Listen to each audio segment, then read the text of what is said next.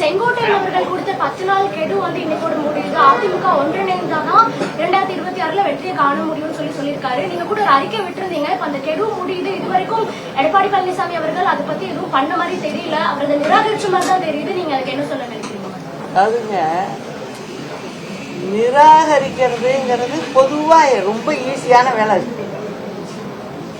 சேர்க்கிறது அப்படிங்கறதெல்லாம் ரொம்ப கஷ்டமான வேலை. அது டைம் எடுக்கும் சேர்க்கறது. இப்போ நாங்கள்லாம் தலைவர் மறைவுக்கு பிறகு பார்த்தீங்கன்னா சேர்த்தே பழக்கப்பட்டுட்டேனா. அதனால இது நிறைய பேர் இதெல்லாம் தெரிஞ்சுக்கணுங்கிறது தான் என்னுடைய ஆசை.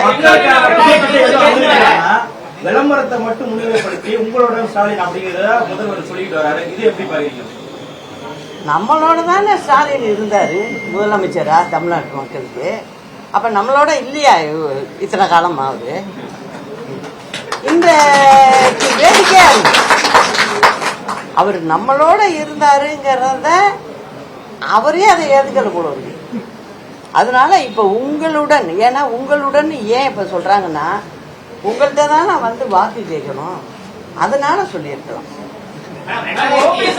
அதிமுக ஒன்றிணையும் 2021 தேர்தல் அப்ப சொன்னீங்க, அப்போ முடியல. 2024 தேர்தல் அப்ப அதே பொருள முயற்சிக்கான முயற்சிகளும் மேற்கொண்டீங்க, அப்பவும் முடியல. 2026 தேர்தலே வரப்போகுது. இப்போ வரைக்கும் அதுக்கான அறிகுறி எந்த அளவுக்கு இருக்கு? அதிமுக ஒன்றிணைக்கிறதுக்கு நீங்க என்ன மாதிரியான முயற்சிகள் மேற்கொண்டு அத போய் எப்படிங்க உங்கள்கிட்ட சொல்லிட்டு இல்ல சொல்லிட்டு இருந்தோம். இந்த 26 நீங்க நினைச்ச மாதிரி இருக்காது, நிச்சயமா இல்ல. இல்ல இல்ல அது உங்களுக்கு உங்க கண்ணோட்டம், நீங்க பாக்குற விதம். நான் அப்படி எடுத்துக்கல. செங்கோட்டையன் அவர்கள் ஓபிஎஸ் அவர்கள் தொடர்பு பேசியிருக்காரு. சரி, உங்களிடம் ஏதாவது பேசினாரா? அடுத்த வாரம் இருவரும் சந்திக்க இருக்கிறதா சொல்லியிருக்காரு. ஓபிஎஸ் அவர்கள் சொல்லியிருக்காரு. சரி, அதாவது எல்லாரோட முடிவும் நல்லா இருக்கும்போது அதை நீங்களே புரிஞ்சுக்க வேண்டியதுதான். எல்லாரும் என்ன சொல்றாங்க, எங்க கட்சியினுடைய அடிப்படையில இருக்காங்கல்ல, அவங்களோட எல்லாம் என்னவா இருக்கு, கட்சி ஒன்னா இருக்கணும், அப்பதான் நம்ம வெற்றி பெற முடியும் அப்படிங்கறத சொல்றாங்கல்ல. அததான் எல்லாரும் சொல்றாங்க. இப்ப இவரும் அதான் சொல்றாரு, அவரும் அதான் சொல்றாரு, எல்லாரும், நானும் அதுதான் சொல்றேன்.